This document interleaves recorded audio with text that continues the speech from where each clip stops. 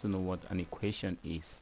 Sometimes people get expression defined as equation. Now when you're giving an expression in an algebraic form, say x plus 3, this is just a mere expression.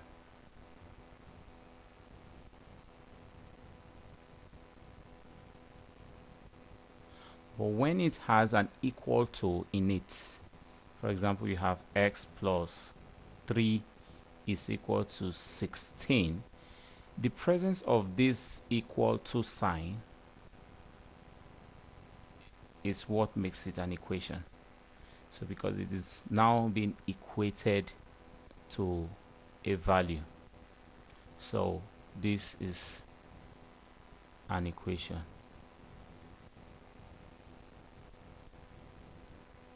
Well, most cases in an equation you are always asked to solve for an unknown variable.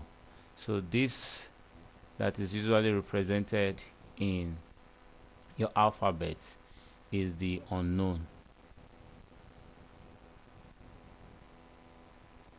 Okay, which you most times would have to solve for. So if I have an equation of this x plus 3, if I just bring that down, it's equal to 16. It therefore means I will have to solve for x, and this becomes x plus 3 minus 3 is equal to 16 minus 3. Now how did I get minus 3? The point here is that in mathematics you'll be allowed to manipulate an equation by introducing anything. Now whatever you do to your right hand, you just do the same to your left hand in mathematics, and you don't have a problem with that. So that is what mathematics here talks about, and that's what we'll be looking at most time in solving simple equations. So this becomes x plus 3 minus 3 takes care of it, becomes 0, is equal to 16 minus 3. So this is a simple way of solving for x, and that becomes 13. So x is equal to 13, which is what you're having. So what have we just learned from the simple equation? One is that equation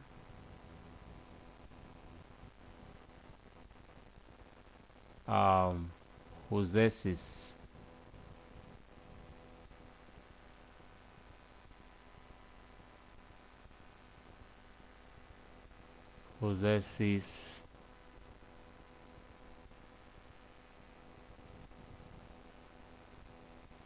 an equal to.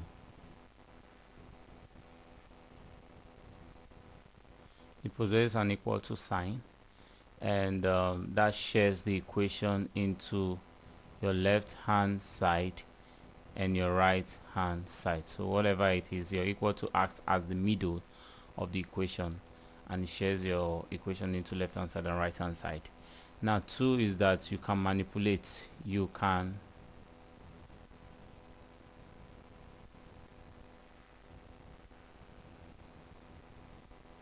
manipulate an equation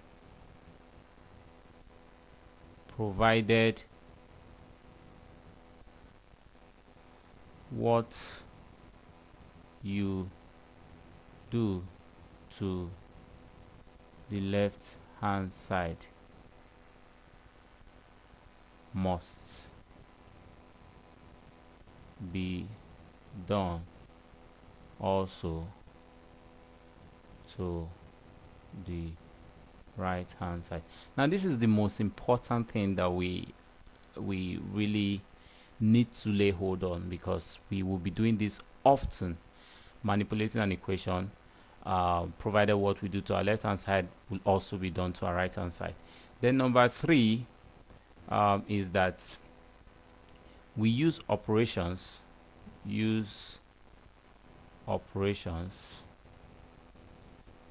or rather operators, use operators like plus and minus Then under this group you have times and divide. They go hand in hand. um, Let me take this out. I have ink flashed out here.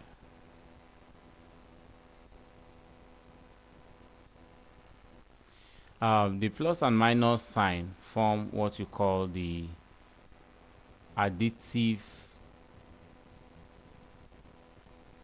operator, and the times and divide sign forms what you call the multiplicative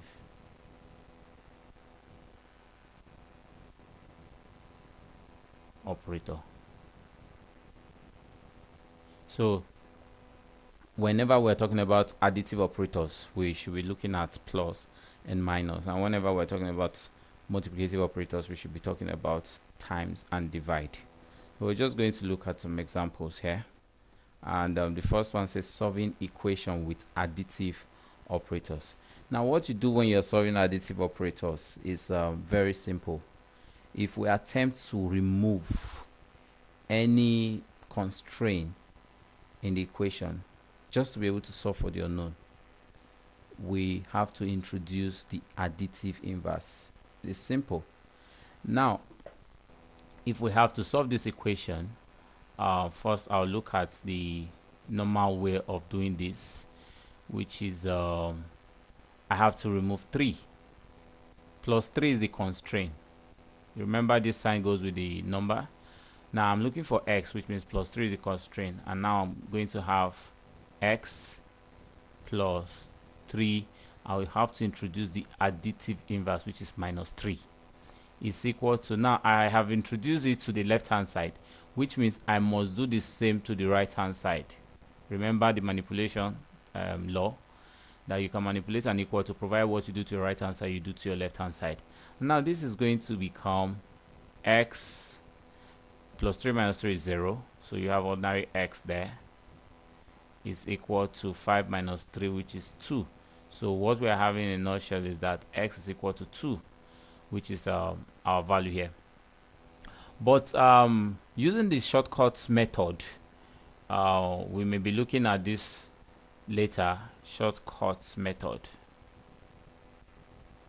Okay, what we simply do is this: we have x plus 3 is equal to 5. Now I will just say take plus 3 across equal to, and it becomes the inverse. So x becomes 5 minus 3, and x is equal to 2.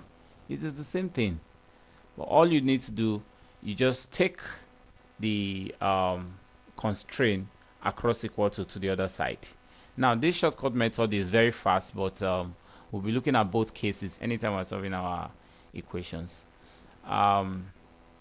Let's go over to solving this other one here. Now what we are going to have here is very simple. We have 8 minus b plus 10, which means we are solving for b. What we are looking for is b and not minus b, but here we have b having a minus sign, so there's a manipulation probably I will do that becomes 8 minus b and is equal to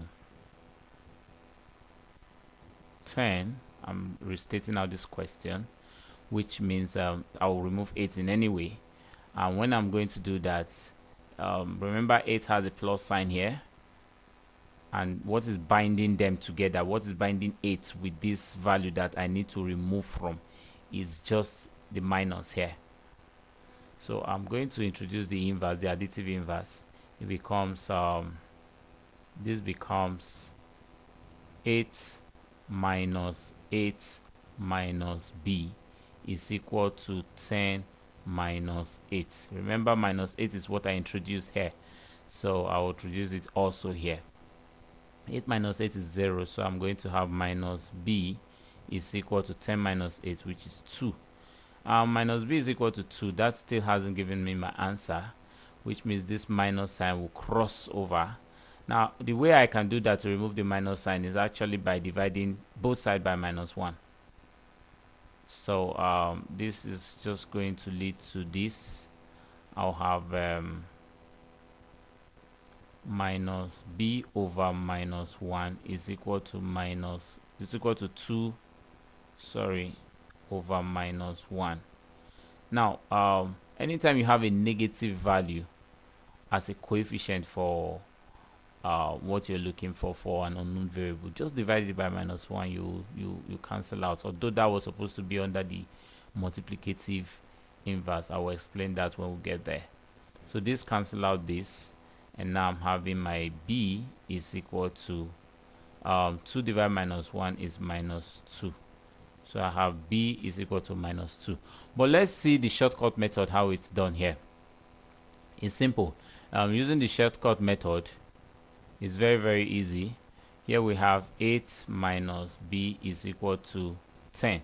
Now what I'm looking for is plus b, which means first and foremost, if I take this minus b across equal to, it becomes plus b. So I'll now have 8 is equal to 10 plus b. Now you're having plus b, which have really established what you wanted to get. You take 10 across to 8 this other way here, and it becomes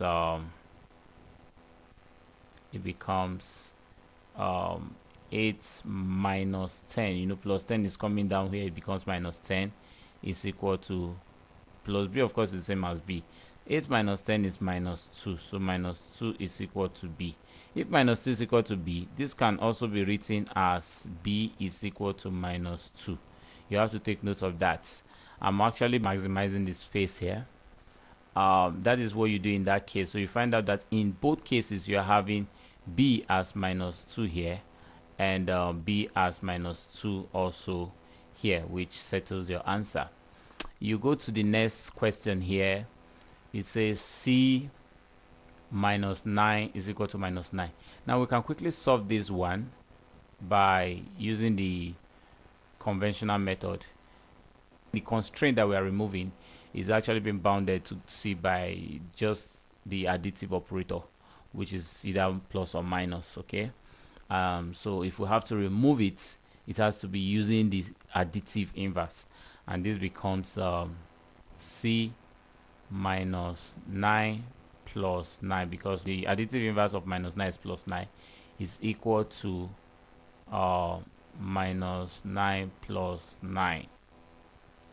And that can be written here again as I guess because of the logo there, c minus 9 plus 9 is equal to minus 9 plus 9. Alright, that becomes minus 9 plus 9 is 0. C is equal to minus 9 plus 9 is 0. 0. So c is equal to 0 is what you're having as your answer here. Now if I go use the shortcut method, this is what I'm going to have. I have c minus 9 is equal to minus 9. Now if I take minus 9 across equal to, what will it become? Becomes plus 9. So I have c is equal to minus 9 plus 9. So c is equal to 0. In either case, you are going to get the same answer. So it's either you use the shortcut method or you use the conventional method. Now we'll look at D, which is the example here. Let's see what we're going to get if we use the conventional method. Remember, I have minus 7 plus y is equal to 11. So the constraint I'm removing here is minus 7. And remember, it is still being held together by one of the additive property or the additive operator. So which means the inverse of minus 7 will be plus 7. So here I'm having my new value to be minus 7 plus 7, because I just introduced the additive inverse, plus y is equal to 11 plus 7. Remember, plus 7 is what you are introducing to both sides of the equation. So this will become minus 7 plus 7 is 0. So you have plus y is equal to 11 plus 7 is 18. Plus y is same thing as y. So y is equal to 18. That's what you are having as your answer there. Now if I choose to go use the shortcut method, I have minus 7 plus y is equal to 11. All I just need to do is to take minus 7 across equal to, because the sign that it has is minus, it's always in front of it. So here I'll be having plus y is equal to 11 plus 7, and y will be 18, which is the same answer pretty much. Alright, we can go on and solve for more examples, and this time around we have this one, so we're going to use the conventional method without delaying. We have y. Now the first thing we do is to resolve these two signs here. You have two signs coming together. Usually it's very odd, you don't work with two signs when they're attached together. So plus minus is minus, so we have y minus 2 is equal to minus 9. This is what we're actually having from resolving these two signs, and that will become y minus 2 plus 2, because plus 2 is the additive inverse, is equal to minus 9 plus 2. Remember, what you do to one side you do to the other. Now this will become minus 2 plus 2 is 0, so y is equal to minus 9 plus 2 is minus 7. Y is equal to minus 7. That's what we're having in our final answer here. And if we decide to use the shortcut method, it's simple also. First is to resolve this, which is y minus 2 is equal to minus 9. Quite well, we've established that. Now what I need to take across is plus minus 2, because that's the constraint, and becomes y is equal to minus 9 plus 2, and y becomes minus 7 also. So either way you are getting minus 7. Now we'll go over to this next one here and quickly solve using that method, and this becomes using conventional method, we have minus 5 minus c is equal to 14. Then I need to, minus 5 is the value here, that is the constraint that I need to take out, so I have to introduce the inverse, which is minus 5 plus 5 minus c is equal to 14 plus 5. Remember, plus 5 is what I'm introducing, and this becomes 0 minus c is equal to 14 plus 5, which is 19. Now once again I'm having minus c, and that would be minus c is equal to 19. Okay, now you're having a negative sign for the variable. Remember, I told you anytime you're having a negative sign you can divide by minus 1, and the negative sign goes. So you have c, because this minus 1 cancel out this minus here, is equal to minus 19. So that is exactly what you're having for that value. What if I decide to use the shortcut method? This is what I'm going to get. Minus 5 minus c is equal to 14. I need to take minus 5 across equal to, or probably I'll take minus c first, because what I'm actually looking for is a positive value of c. So minus c has to go across equal to this side. So I have minus 5 left here is equal to 14 plus c. Now 14 will go and meet 5 this way. Now I have minus 5 minus 14 is equal to c. Now minus 5 minus 14 is minus 19.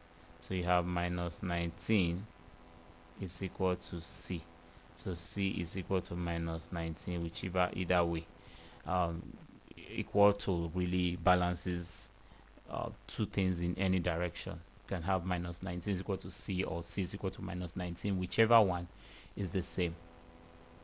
So we can just take as much examples as we want, but take note that is for additive inverse. It goes the same way with what problem? Supposing I have a question that says a man has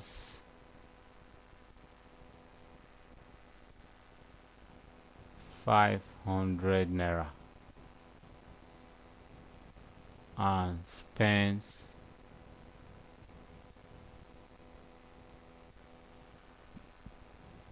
okay, let me put the naira sign first. And spends 300 naira. How much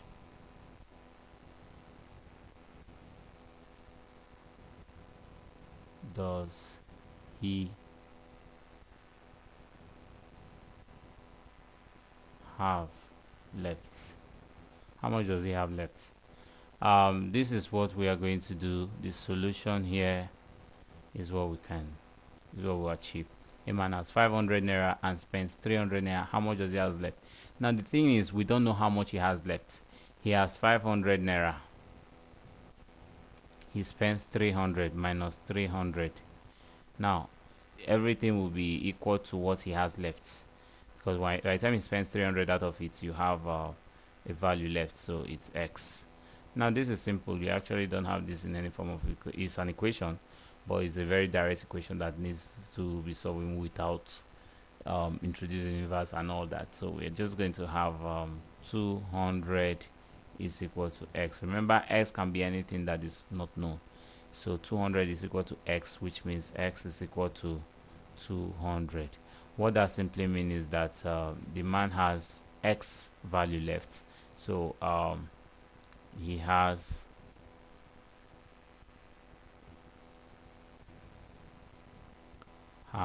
200 naira left. So this is what he has left. Final answer.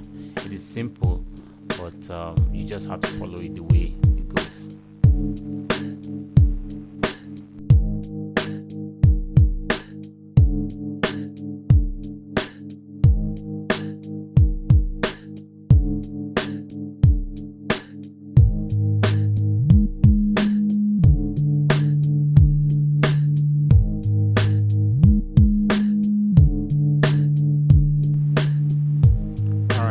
Here we'll be looking at solving equation with multiplicative operators.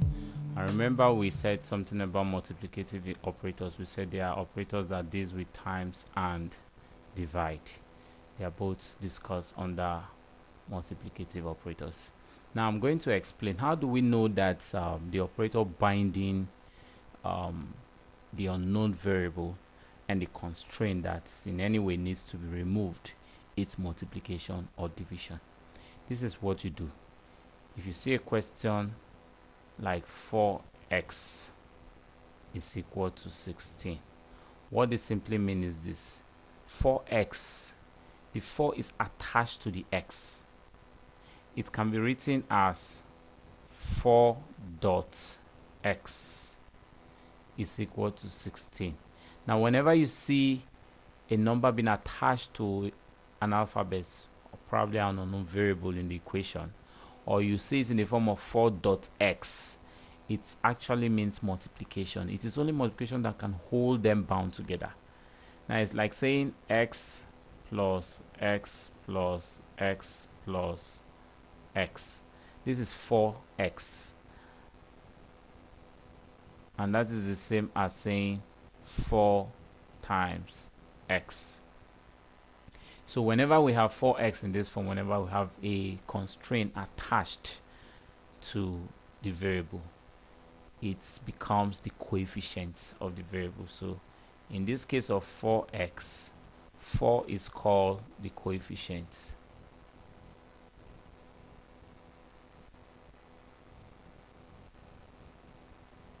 of x.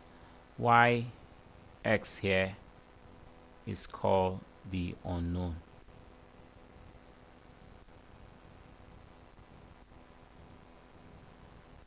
variable. So this is what we are able to achieve here. 4x means 4 times x, and in some cases we can use bracket also to separate. You can make this you can say this, sorry, this is supposed to be the same as this, and you can say this is the same as saying 4 brackets x equal to 16. Bracket is another thing that is used as multiplication in our equations. Now sometimes your coefficient may have a negative value. Coefficient is just a coefficient. It has both positive and negative value. You can have it in the form of let me take a highlighter so I would be able to show this differently. You can have minus 4x. It just shows minus 4 times x. It's the same thing. Doesn't really mean that because you see a minus sign here, you now say it's under the additive operator. No, it's not. It's still under the multiplicative operator. Now it goes either in this way, or usually it comes in division form. Maybe you see a thing like x divide 3. You just know that this one of course is glaring. It means x divide by 3. So you are still held bound by division sign. So it's all discussed under multiplicative operator. Now we're going to see some examples here. The first one says 4x equal to 28. If I'm going to solve that using the conventional method, I would have 4x is equal to 28. Now, what is the multiplicative inverse of 4 times? When you have 4 times x, what's the multiplicative inverse? Remember, we talked about inverse. Inverse just simply means the same value with a different sign, with an opposite sign. In fact, the multiplicative inverse of multiplication is division. The multiplicative inverse of division is multiplication. So it's changed vice versa, the opposite. Addition is subtraction, subtraction is addition. But in this case, we have 4 times x. So if we are going to look at the multiplicative inverse, we should be dividing, which means we are going to divide here by 4. And remember, if you do anything on the left hand side, you must also do it to the right hand side. So here becomes divide by 4 as well. So that's when you have divide by 4 in both cases. Now this will cancel out this. You have just x left, and 4 will go into 28. You have 4 into 28 is 7. You have 7 left, so x is equal to 7. That's exactly what you do. Now using the shortcut method, actually the shortcut method is even the same as the conventional method, but let me see, we can do it this other way. You can have 4x is equal to 28, right? You can say the inverse here is 1 over 4 times 4x is equal to 28 times 1 over 4 in both cases. This cancel out this, so you have x is equal to, this cancel out this, which is 7. 7 times 1 is still 7, so you're getting the same answer. But I prefer you quickly just use this method to solve your answer. Now this other one here says minus 2r is equal to 18. Now minus 2r is the same as minus 2 brackets r. So minus 2 is a coefficient, it's multiplying r. So you take note of that. Don't say you actually forgot and you decided to take minus 2 across the equation and it becomes plus 2. No, you won't do it. It is the binding sign that actually counts. It is not the value. It could be minus 3, but the binding sign is what counts, whether it is additive operator or multiplicative operator. So here we have multiplicative operator here, and that is equal to 18. So what I'll be doing here is to divide by minus 2, and I'll also divide here by minus 2, and this will cancel out this. So I have my, let me solve it here. I may not be needing this space for shortcut anymore. Arrow now becomes 18 divided by minus 2 will give you minus 9. So arrow is equal to minus 9. Now look at what you do in this case. First you divide, you cancel out the minus sign. Minus divide minus is 0, is plus. 2 divide 2 is 1. Of course 1 times arrow will give you arrow. Now this 18 has a plus sign. Plus divide minus will give you minus. So that's why you're having a minus sign here. Then 18 divided by 2 is 9. That's the same thing you do even when you are multiplying. Now we'll take another example here. and this is simple, so we can just quickly go through this. It's minus 9x is equal to 9. If I divide here by minus 9 and I also divide here by minus 9, this will cancel out this. I'll have x is equal to minus 9 cancel out 9, you have minus 1. So take note of that. Now here we go, we'll just quickly rush through this. It's even very simple. Here we have minus 22 is equal to minus 2b. What we're looking for is on this side, so I divide here by minus 2 and I also divide here by minus 2. This cancel out this. You're having minus 22 over minus 2, and this cancel out this will give you 11. 11 is equal to b. So you have 11 is equal to b. Sorry, let me go back to this again.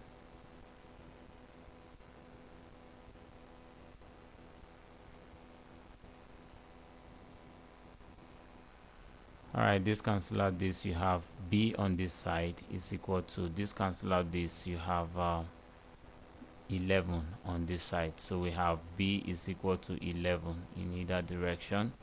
And we'll take some more examples. This very one here, it's a bit difficult, but we can handle it. What we need to do is to, first and foremost, this is a problem.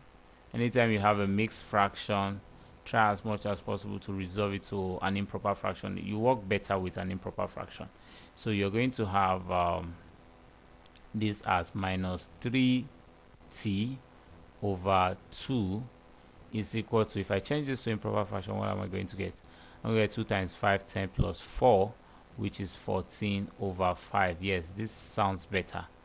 Now what I need to remove first is my divide 2. If you want to do it in process, fine, but the truth of the matter is you have minus 3 over 2 times t. That is what will give you this. So minus 3 over 2 is the constraint, and the inverse of minus 3 over 2 is you reverse this fraction. That's what our inverse sign told us, and you're going to get 2 minus 2 over 3. This is going to be the inverse. So what we are supposed to do here is to divide this by the inverse, because you're actually multiplying here. But in either case, we're going to break it down step by step so that we'll understand how this is done. Maybe later we'll try out this other aspect. Let's see, what we'll do here first is to take away 2, so it becomes minus 3t over 2 times 2 is equal to 14 over 5 times 2. These two cancel out this, so you have what you have left here is minus 3t is equal to, now this 2 cannot cancel out this on the denominator, so you can multiply the numerator out. You have 28 over 5. And the next step is to remove this minus 3t by dividing here by 3 minus 3, and also dividing here. Remember, this fraction, they are going as a single unit, they are all grouped together, by minus 3. So it is the same thing whether I draw a fraction, a sign over like this, or I use this division sign, it's the same thing. So this cancel out this. I have t is equal to, this becomes 28 over 5 times 1 over 3, because you actually don't minus 1 over 3, you actually don't divide fraction. All you do is to change the sign to multiplication and reverse the fraction. First you have to call this over 1. So this can cancel out this. You have 7, right? And now I'm having t is equal to minus 7 over 5. Yeah, you have just 5 left there, so you have t is equal to minus 7 over 5. So in this case I have t is equal to minus 7 over 5. So whichever case, this is my answer.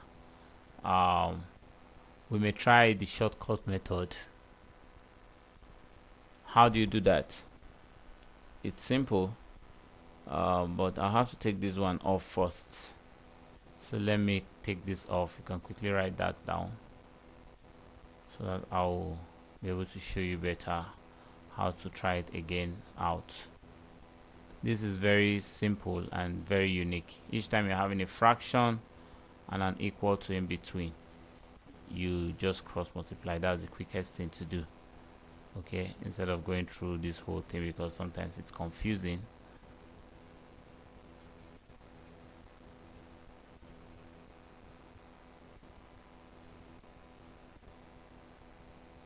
So first I have to resolve this, and I'm going to get minus 3t over 2 is equal to 14 over 5, like we have.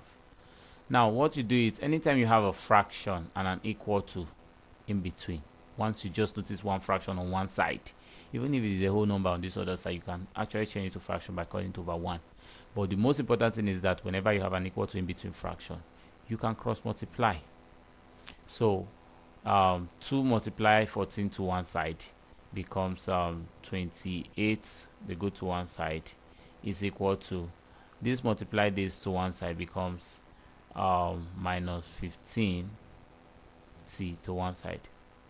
Okay, maybe I should do it properly first, this way.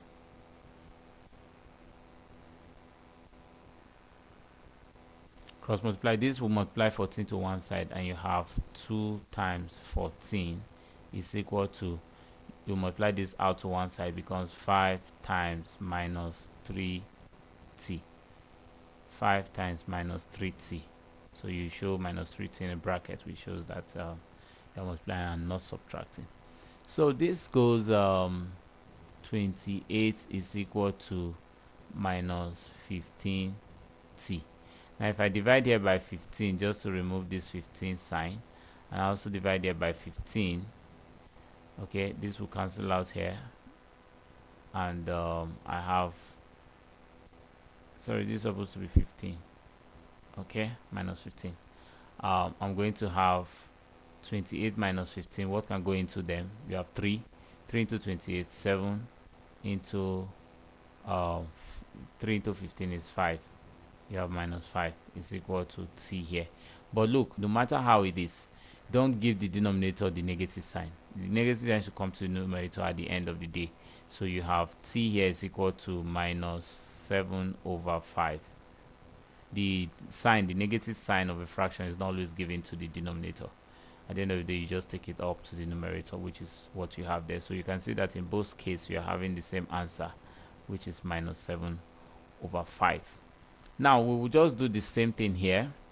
You already have the fraction, so we're going to cross multiply, and becomes 15 times a is equal to 5 times 4, and that becomes 15a is equal to 20.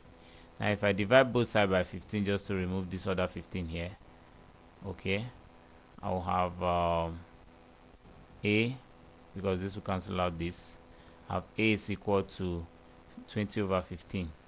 What can go into it? 5 can go, 5 here 4, 5 here 3, so you have 4 over 3. So a is equal to 4 over 3, which is this. So you can see that it's very simple. Either way you can solve. Now let's go to the next one here. This is a fraction, which simply means we can just multiply out very easily. So this goes out like this, and you have minus 3x times 10 is equal to 5 times minus 9. So this should be in the brackets. Now I'm going to have minus 30x is equal to 5 times 9 is 45, so minus 45. Now if I divide here by minus 30, and I also divide here by minus 30, just to remove this 30, I'm going to have my x value as minus 45 over minus 30. If I reduce this fraction, minus can cancel out minus. 5 into 45 you have 9. 5 into 30 you have 6. Something can still go. 3 here, 3 here, 2. So I have my at the end of the day I have my that there's a sign there. I have my x is equal to 3 over 2, which is our final answer here, like this. X is equal to 3 over 2. That's what we're getting as the final answer. We can look at this one, h, which is simple. Our solution here becomes 4m is equal to 20. If I'm going to solve for m, it's simple. I just need to divide here by 4 and also divide here by 4, and I will get my m is equal to, let's see, this cancel like this to get m. 20 over 4 will be 5. M is equal to 5. So that's for that. That's my final answer for that. So whenever you see a question that has to do with additive operator or multiplicative operator, you should be able to know what to do by now. You can pick up some questions in your textbook and try and solve as much as you can. Write it down 1,000 times for a little word that makes me cry. How I feel about it, I can't decide. No, I don't know, so I'll improvise. Is it living in our heart or in our mind? I don't know. So world ready or not, here I go, searching for the answer. And I'm not gonna stop till I find where it lives inside me. How does it come to be? What should it mean to me? Teach me the definition of true love.